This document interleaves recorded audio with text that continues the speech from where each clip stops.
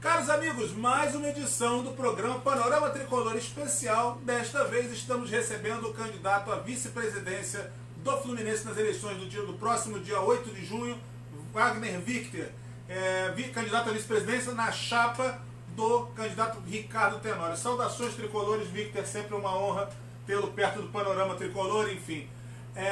A gente começa batendo papo em relação ao seguinte: eu queria que você falasse pra gente a situação mais inusitada que você já passou como torcedor do Fluminense no estádio de futebol. Pode ser o Maracanã ou qualquer outro.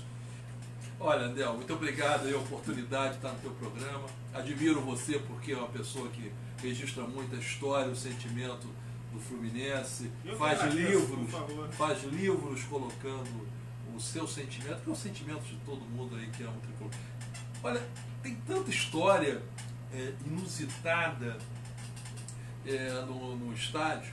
Eu vou falar uma história talvez muito interessante que eu nunca tenha contado.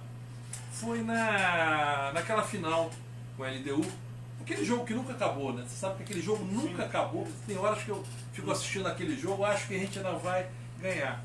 E naquele dia eu tinha um camarote, eu presidia a SEDAI, né? E eu tinha um camarote, eu consegui, em cada jogo eu falava que eu ia homenagear um ex-jogador e falei, se o Fluminense for a final eu levo o Rivelino. E naquele dia eu levei o Rivelino, começamos a beber desde meio-dia com o Rivelino, levou um amigo dele, o alemão, nunca vi um cara que bebia tanto. Chegamos lá em cima, o camarote só cabia 50 pessoas, eu convidei 200, um caos absoluto. Fechamos aquele anel, o Maracanã, o pessoal reclamando, o Maracanã, fechamos o anel, e as pessoas não paravam de entrar, acertamos com o Fluminense para botar as imagens do Rivelino. Então aquilo ali era uma coisa, uma loucura. Eu tinha certeza, combinei com então o administrador do Maracanã, que era o Sávio, que a gente ia dar a volta olímpica. E o mais interessante na volta olímpica é que quem eu levei para aquele jogo? Levei o Rivelino, levei uma série de tricolores doentes, mas levei o Horta, o Francisco Horta, o grande maquinista. Eterno presidente. E nós tínhamos uma cena que até hoje não aconteceu. Porque eu tinha certeza, e quando o Fluminense fez aquele quarto gol, e tínhamos combinado que nós íamos dar a volta olímpica. Olha aí, uma coisa, dar a volta olímpica, Fluminense ganhando a Libertadores, e o Horta ia infartar durante a volta. Nós acertar, e já tínhamos combinado, eu tinha arrumado 4 caras fortões, que a gente ia carregar a taça e ao mesmo tempo o Horta estrebuchando numa cena épica, maravilhosa, que ia dar um filme. Logicamente ele ia recuperar, porque era tudo uma encenação, mas uma coisa linda que infelizmente até hoje não aconteceu. Mas é uma cena maravilhosa. Mas se eu contar tanta coisa que eu já fiz, é engraçado, ou uma relação ao Fluminense, a gente vai contar só causos tricolores, que é um pouco de paixão, coisa que eu, você e muitos quem tricolores frequenta está acostumado, né? Bom, a gente começou brincando, a gente vai falar agora de coisas um pouco mais sérias. Victor, o Fluminense hoje encontra-se numa situação financeira de extrema gravidade. Gravíssimo. Deve, em tese, mais de 700 milhões, até mesmo quantificar, acertar esse número é uma coisa duvidosa, sendo que 1/3 desse valor é de curto prazo, então o Fluminense passa por sucessivos problemas no seu caixa. O que fazer nesse momento? Caso a sua chapa seja vencedora do pleito, o que fazer para debelar essa situação que vem há anos fazendo com que o Fluminense se arraste economicamente? Bem, a primeira coisa que você colocou, a dívida, você tem que mensurar a dívida. Normalmente quando você vai entrar, você faz uma operação chamada due diligence, você verifica. Essa oportunidade não foi feita porque não se tem uma governança devida em relação, e todo dia aparece um problema, sai do armário do Fluminense, um dia o Profut, outro dia uma dívida, outro dia uma penhora, você acaba não tendo a informação. Mas tem 4 ações concretas e nós vamos ganhar essa eleição. A primeira ação é você montar um time com competência que possa ter experiência em enfrentar esse problema. Eu peguei um problema muito semelhante, que foi o caso da SEDAI, quando eu presidi, que a gente conseguiu pegar uma empresa que era eternamente com passivos e ao mesmo tempo gerando prejuízos, em muitos casos mensais da ordem de 30 milhões, transformar essa empresa numa empresa com duplo A, Standard Poor's, dando lucro todos os anos. Então a gente está montando uma equipe. Essa equipe é uma equipe que ao mesmo tempo tem o Ney Brito, que foi executivo da Vale do Rio Doce, junto com o Gabriel Stoliar, junto com o Nelson Kitt, pessoas de primeira linha, que que possam ter credibilidade para imediatamente identificar o passivo e estruturar o passivo. O passivo tem que ser identificado, claramente estruturar e negociar de maneira que possa se adequar ao fluxo de caixa do Fluminense. Simultaneamente, você tem uma outra atividade, que é aumentar a receita. O Fluminense tem que aumentar a sua receita. Não só a gente vê que o número de sócios torcedores que agora está apto a votar, portanto, é muito baixo, o que indica um nível de inadimplência extremamente elevado. Nós temos que aumentar a arrecadação com novos sócios, nós temos que trazer o patrocinador master. Nós já estamos, eu e T9, conversando com patrocinadores master, mas não temos ainda legitimidade para negociar, trazer efetivamente outros anunciantes, outras operações que geram renda. E o terceiro ponto é fechar o que a gente chama a boca de jacaré. Não adianta você renegociar a dívida, não adianta ao mesmo tempo você aumentar a arrecadação se você continuar tendo uma geração de custos extremamente elevada. Você tem que cortar custos. O Fluminense abriu uma série de centros de custos sem qualquer governança, sem qualquer explicação. E o melhor exemplo é o Samorim. O melhor exemplo são gastos que a gente, Fluminense, no meio de uma crise, está trazendo jogadores inexpressivos, jogadores em fim de carreira, excelentes ex-jogadores, que só agregam valor e, ao mesmo tempo, se fosse fluxo de caixa possível, era muito melhor pegar o dinheiro que se gasta, por exemplo, num Guilherme, e colocar para reformar a sede social com 2 meses do salário do Guilherme. Possivelmente a gente conseguiria botar aquela piscina olímpica do Fluminense em funcionamento. Então, não dá para continuar da maneira amadora como é conduzida. Tem que ter gente competente e com ações firmes, concretas e de mudança. E tem que ser imediatamente. Porque se fosse uma empresa, ela já estava numa situação certamente falimentar. Bom, falando agora sobre Laranjeiras, especificamente sobre o estádio, onde eu tive inúmeras alegrias, você certamente a teve e as viveu lá intensamente. Bom, na torcida do Fluminense, dentro do clube, há sempre uma discussão quando o assunto é estádio Laranjeiras.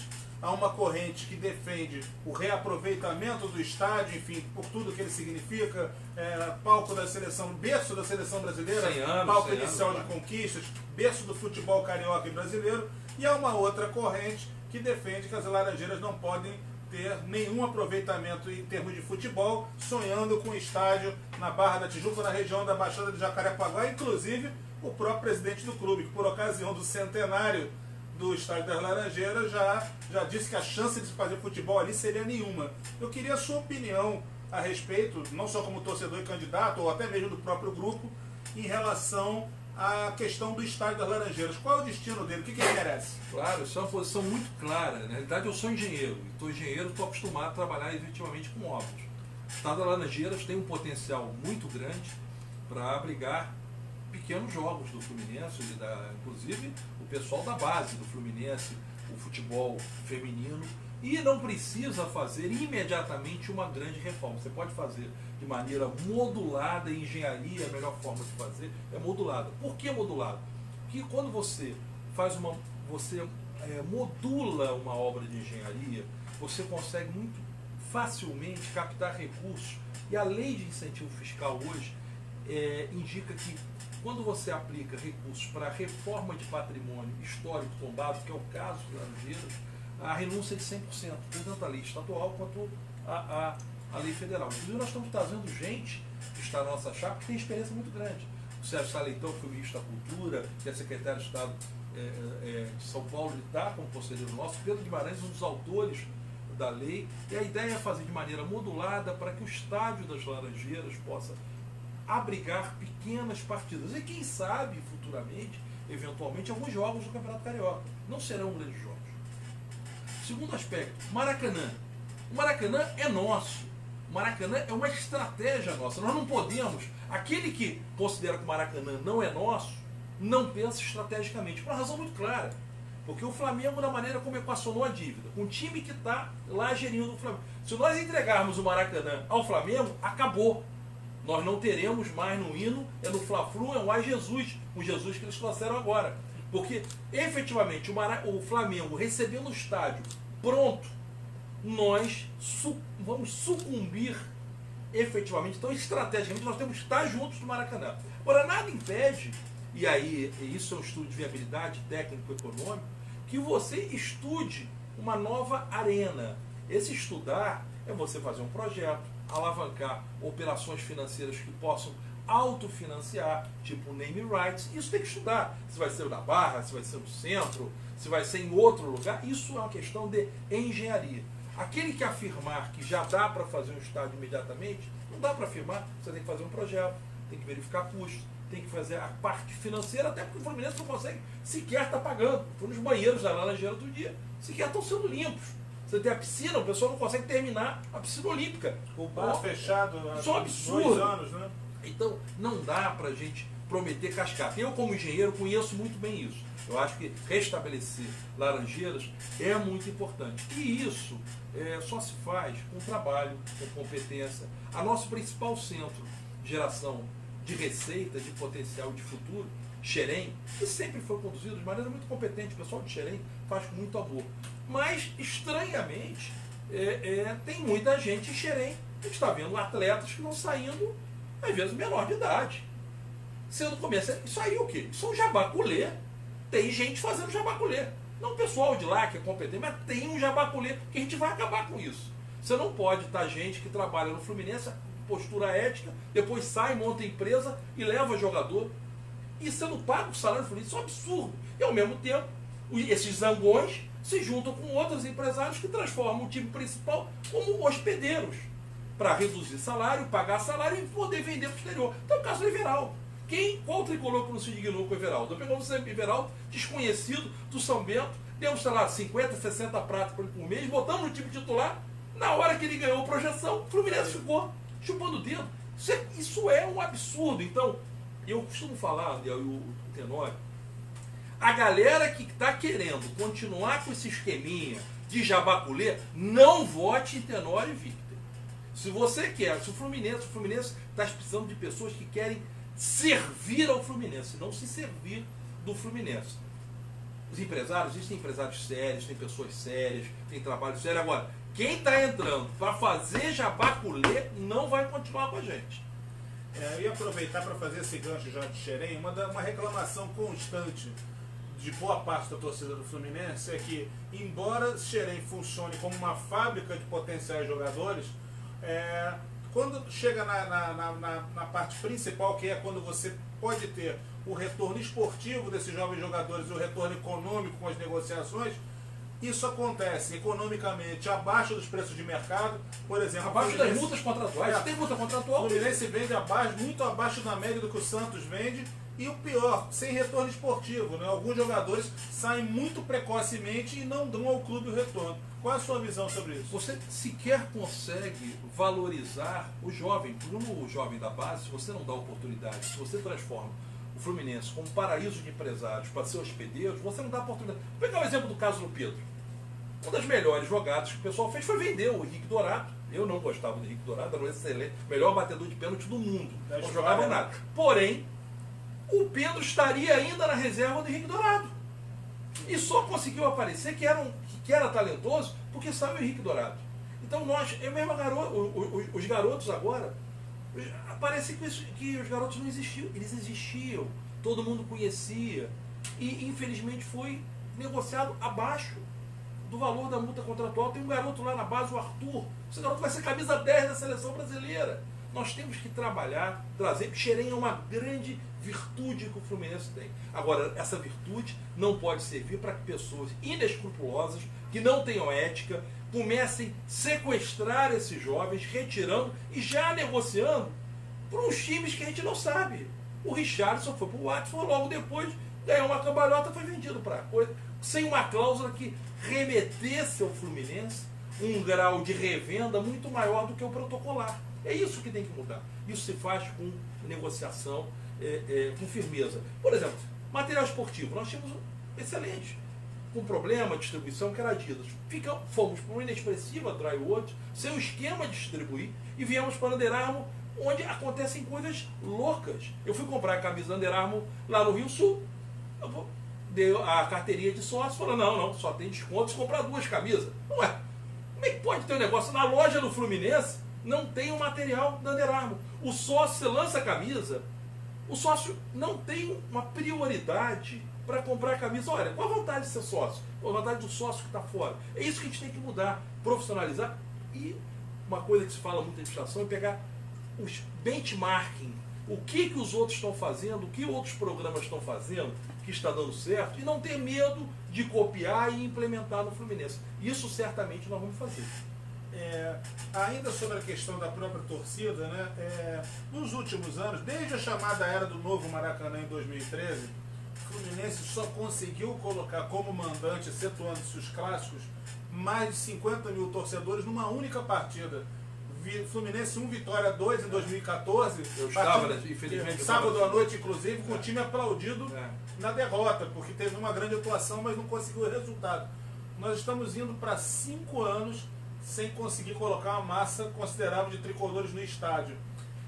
A que você atribui isso? E como fazer para recativar, recolonizar a arquibancada e trazer de volta a torcida que parece um tanto afastada, só surgindo em situações excepcionais? Olha, a dificuldade muitas vezes, ver o último jogo com um time da Colômbia, era quase uma trajetória para você conseguir comprar um ingresso. A dificuldade, o sistema de distribuição, o sistema de cativar o sócio é uma coisa que o Fluminense não tem conseguido fazer, inclusive trazer ao estádio. Eu não vejo, eu não tenho a mínima dúvida que quando o time começa a ter bom rendimento, começa a ter bom desempenho, você tem ídolo, todo mundo quer ver ídolo. Todo mundo quer ver ídolo. Por isso que, por exemplo, um dos trabalhos que eu tenho insistido muito, o Tenório tem batido muito, nós vamos trabalhar, tão logo venhamos a vencer as eleições, fazer uma operação para repatriar o Thiago Silva. Isso é meta. O Thiago Silva disse que não verá jogar nenhum outro time no Brasil que não seja o Fluminense.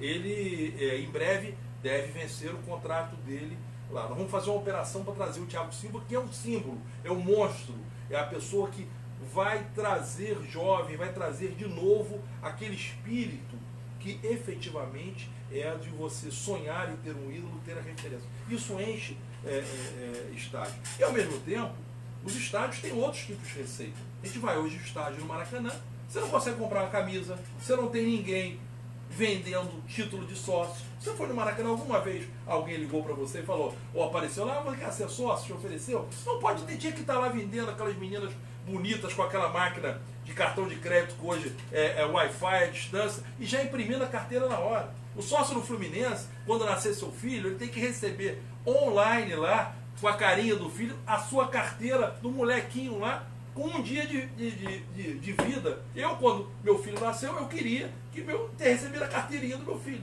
e não pude receber. Isso que a gente vai botar, é trazer de novo a autoestima. Quando você tem autoestima, tem vontade, você consegue encher estádio. E a própria boa polêmica, ela consegue encher estádio. Então, o nosso trabalho vai ser gestão, também com muita emoção.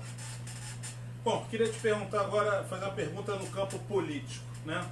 Durante o candidato à presidência, o Ricardo Tenório, né? Ele durante 90% da trajetória, desde a última eleição, ele andou caminhando junto com o outro candidato, Mário Bittencourt. Eles compunham então um triunvirato que se desfez recentemente, e aí surgiu a candidatura do Tenório, a nova chapa, enfim. Como é que você avalia esse processo, essa mudança política? O que levou a esse quadro de digressão, né, de separação do Tenório do grupo que ele acompanhava até recentemente? E eu queria saber o que vocês pensam para o futuro, caso não venham a vencer as eleições, em termos de algo que se prega muito nas redes sociais, na torcida do Fluminense, que é o fim do ódio entre os tricolores, principalmente na questão política. Primeiro, eu digo que a chapa não é inimiga, é chapa adversária. Eu acho que nós vamos vencer a eleição, mas a nossa expectativa, trabalhando na mínima hipótese de não ter vencido, todos deverão se unir em prol do Fluminense. O Fluminense não pode ser processo, esquema de escalada de poder, ou de grupo, ou de vantagem pessoal. Ele pode ter sim autorrealização, o prazer de você se dedicar, não sim projeto de grupos. Eu espero que todos, acabando a eleição, estejam juntos, estarão conosco e nós estaremos com eles, se eventualmente forem vencedores. Não vai ter briga, não vai ter separação, expectativa. Quanto ao fato de ele caminhar, foi uma opção dele naquele momento. Talvez ele tenha dado um mau passo e agora acertou o passo correto. Ele passou já as impressões que ele verificou que ao longo do processo havia um distanciamento do que se esperava em relação ao que o Fluminense precisa nesse momento. O Fluminense precisa adotar, infelizmente, um sistema que a mulambada adotou. O nosso adversário adotou. Eles montaram um time, juntaram com o pessoal todo, juntaram lá Bandeira, Landim, Rodrigo Toche, Bapi, Flávio Willeman, Godinho, montaram um time, Valim, parte deles, inclusive, eu conheço, que trabalhou comigo na Petrobras, e conseguiram equacionar. O Fluminense precisa de pessoas que se disponham a servir e ajudar, e que não dependam financeiramente do Fluminense. Eu acho que essa é a expectativa que ele viu, que possivelmente o projeto poderia ser algo muito personalista, local, e não um processo de mudança. E não adiantava também, Mandel, você entrar no Fluminense e não conseguir performar o processo de mudança, senão vai ser um desastre. E ele entendeu que esse processo da caminhada, e com um grupo que eu fazia parte, com o Xerez, Marcovan, Luna, muita gente que estava no nosso grupo, Landim, Ney Brito, que tinha capacidade gerencial, a gente conseguiu juntar a nossa capacidade gerencial, o nosso time com ele. E eu acho que essa mistura ela foi muito positiva. Silvio Almeida, o diretor, nos fornece uma sensacional e refrescante água mineral. Isso. Para nos deliciarmos aqui. Deixa eu aproveitar, a gente estava falando sobre a questão econômica. Vamos falar do que o povo gosta, futebol.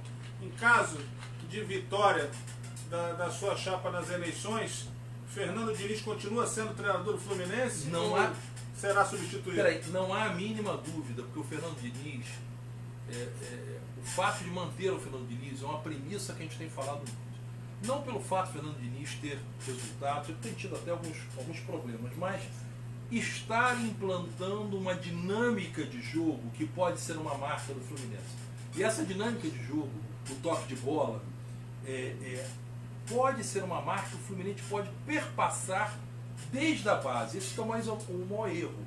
Quando você joga uma base com 4-3-3, ou o time sub-17, 4-4-2, e depois vai por 4-5-1. O Fluminense tem que ter um modelo que a sua base, o Barcelona adota.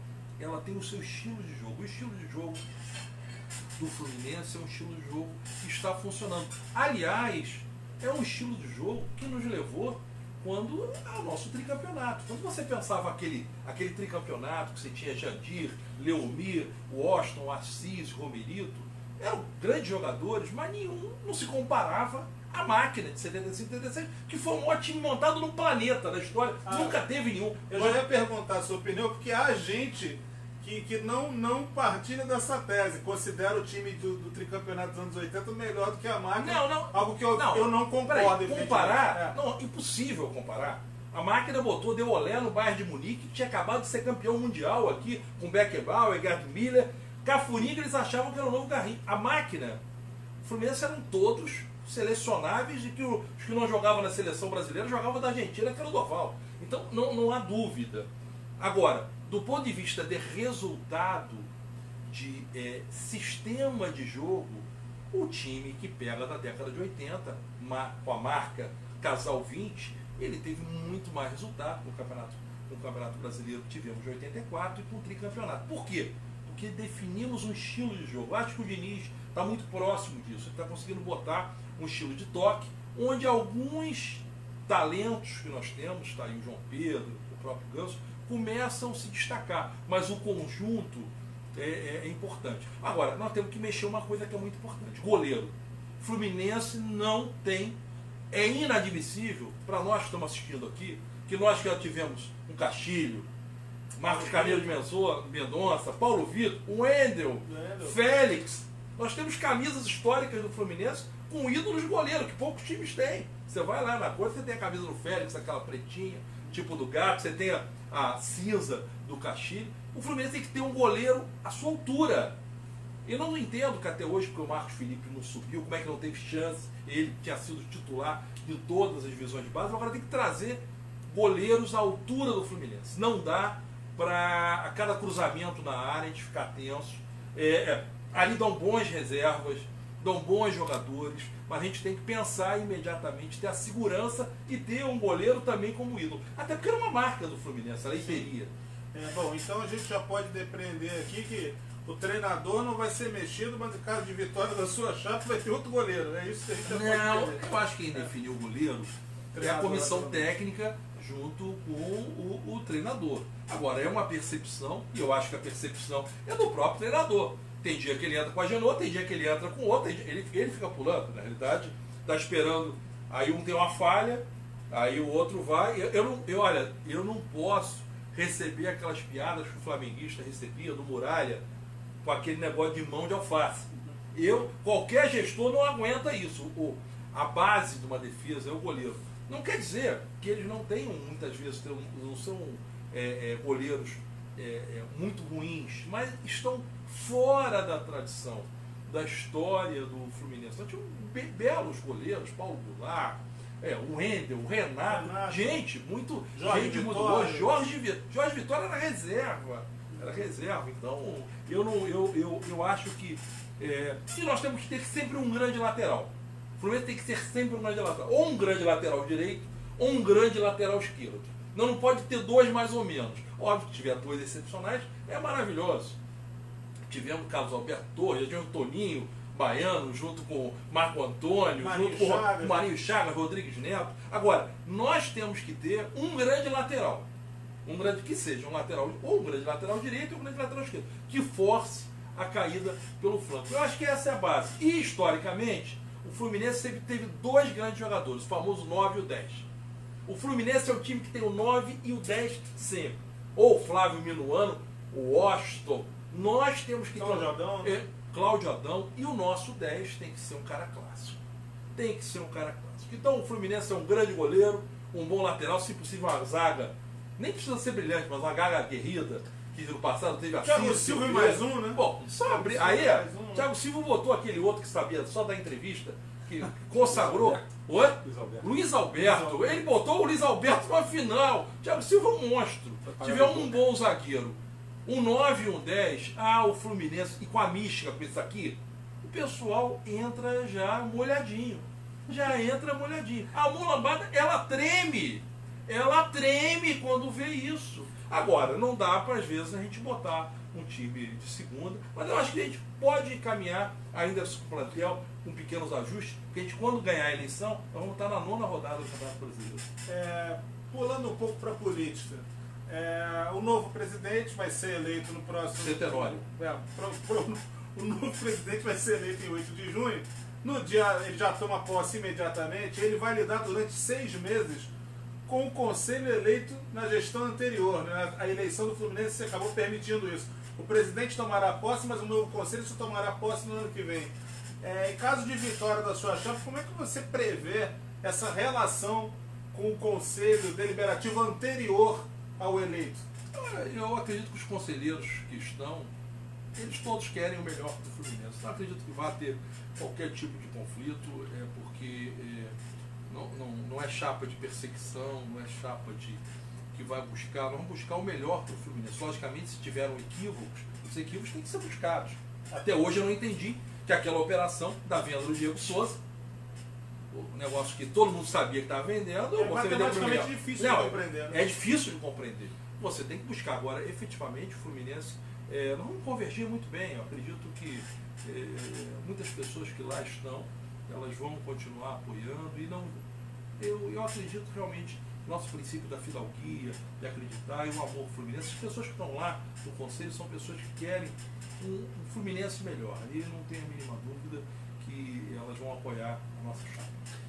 Indo do conselho para dentro do campo, assim como o conselho será o anterior por 6 meses, a base montada é já feita pela atual gestão do clube, com comissão técnica, com tudo. Então, o novo presidente vai ter que navegar 6 meses com uma estrutura que ele não montou. Você prevê algum tipo de dificuldade nesse tipo de lida, em relação ao elenco, em relação a promessas não cumpridas, questões salariais, enfim, negociações, janelas? Não, olha, o início sempre será difícil. O Fluminense está numa situação, lemos no jornal, semana passada, teve o prazo, se foi depositado ou não depositado, a terceira parcela atrasada, um não do Profut, porque falta governança, falta transparência, e uma grande injeção de ânimo é sempre buscar os salários não estarem atrasados ou o mínimo de atraso é possível. Mas o Tenório ele é muito experiente nesse sentido. Talvez uma grande virtude, que o Tenório já atuou na área de futebol e atuou no momento dos mais difíceis. Foi naquele momento que a gente estava para cair e que ele comandou. Outro dia eu vi uma entrevista do Cuca, o Cuca claramente dando um dos principais créditos ao Tenório ao processo de retomada daquele momento difícil, que era um momento, eu particularmente, eu tinha fé que nós íamos mudar. Você deve se lembrar que quando nós estivemos naquela situação, e muita gente de repente, eu fui fazer uma missa, fiz uma missa no Cristo, subiu com 10, 12 malucos, 12 malucos, foi toda a imprensa, da TV aberta, todo mundo, e o pessoal brincando, isso é pedir demais a Deus, não sei o que, levei Padre Omar, mas eu senti que a gente ia virar. E foi lá, ganhamos segunda, terceira, quarta. Eu sempre fui uma pessoa com muita fé em relação a isso. Agora, a fé só não basta. A fé é importantíssima. O Padre Omar, inclusive, certamente vai estar conosco, né? Vai estar conosco. Mas eu não quero mais pedir para ele, porque senão, porque no outro, 2 anos depois, quase caímos de novo. E eu fui lá fazer a missa de novo com o Padre Omar, aí não foi no Cristo, foi ali na Nossa Senhora da Boa Morte. Eu não quero pedir o terceiro milagre ao Padre Omar, porque senão eu vou ter que canonizar o Padre Omar. Porque 3 ele já leva a questão do Padre Omar. Então a gente tem que ter muito trabalho e ele tem experiência em conduzir esse processo. E o padre já deve ter tido um enorme trabalho, né? Porque já teve 13, 2015, 2017, 2018, o Fluminense esteve sempre próximo da queda, flertou, mas felizmente a gente não pode todo ano chegar ao fim do primeiro turno, começar a fazer conta. Não dá para contar direito, né? Não dá para fazer isso. Isso é um absurdo total, é uma maldade com o torcedor tricolor. O VAR está nos chamando, vamos fazer alguns acréscimos da arbitragem. Aqui o acréscimo é feito com o VAR. Estamos recebendo honrosamente a presença de Wagner Victor, candidato a vice-presidente na chapa de Ricardo Tenório para as eleições do Fluminense no próximo dia 8 de junho. E a gente queria contar a história lá do negócio do navio? Vamos contar, é isso mesmo que estava faltando. Estava pedindo. Conte para toda a internet tricolor a incrível e inacreditável história da Praia Fluminense, que é uma ideia sua, né? Não, na realidade eu era secretário de Energia, Indústria Naval e Petróleo e trouxe uma empresa norueguesa para aqui se instalar, que fazia um barco de apoio. Nós somos o navio Copacabana, Ipanema. Um dia me incomodou que ela lançou um navio com o nome Botafogo. Fiquei calado, tal. Outro dia ele lançou um navio com o nome Flamengo. Eu cheguei para o executivo e falei, olha, meu irmão, tá uma coisa de errado. Eu aqui, eu sou o secretário, trago vocês, dou incentivo. Flamengo e Botafogo, vou botar um navio Fluminense. Ele falou, não, de maneira nenhuma. Por tradição, que nós temos mais de 500 anos, na Europa, somos navegadores, na Noruega, só podemos botar navios que deram o nome da praia. Eu falei, Liguei para o prefeito de Mangaratiba, prefeito Arão, fui lá, fizemos o decreto, criamos a Praia do Fluminense. Levei o decreto para ele, aqui a praia criada. A praia criada, e ele teve que botar e botou um navio Fluminense. Eu assinei o contrato do navio dentro das Laranjeiras. Então até praia a gente faz em prol do nosso tricolor. É isso. A gente está terminando, agora vamos fazer um rápido bate-bola. Vou lhe dando o nome e você comenta a respeito do nome citado. Peter Simpson. É uma pessoa que, num primeiro mandato, buscou ajudar o Fluminense, mas gerou uma série de brigas. Eu não posso acusá-lo de nada, mas é uma pessoa que se perdeu efetivamente na briga com o então patrocinador. Pedro Antônio. Eu acho que é uma pessoa muito importante para o Fluminense, porque ele faz com muito amor, se dedica muito e teve um papel que poucos conseguiriam tirar, que é a questão do CT. É um tricolor importantíssimo e certamente uma pessoa que a gente quer junto e vai estar junto conosco. Ricardo Tenório. O Tenório é uma pessoa que eu passei a admirar muitos anos atrás. Eu era eleitor dele. Eu virei vice por acaso quando ele me convidou através da representação do nosso grupo. Mas é um empresário, uma pessoa que vai servir o Fluminense e não se servir o Fluminense. Celso Barros. Celso teve uma importância muito grande quando presidente da Unimed. Vivemos momentos muito importantes para a Unimed. É uma pessoa que eu respeito e grande parte das alegrias que eu tive na vida foi por conta do apoio que ele deu quando era presidente de do principal patrocinador que nós tivemos no futebol. Infelizmente, ele não está mais à frente, e a Unimed, e esse papel não cabe mais a ele. Mário Bittencourt.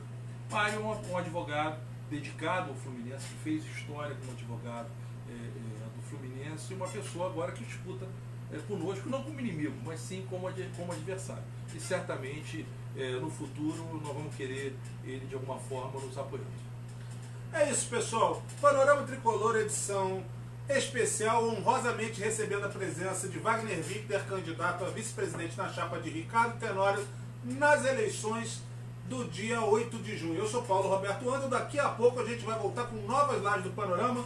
Muito obrigado pela sua presença, Victor. Uma palavra para o torcedor tricolor, agora que a gente está no final do programa. Olha, eu costumo falar que eu não estou indo isso muito por razão, estou indo por emoção.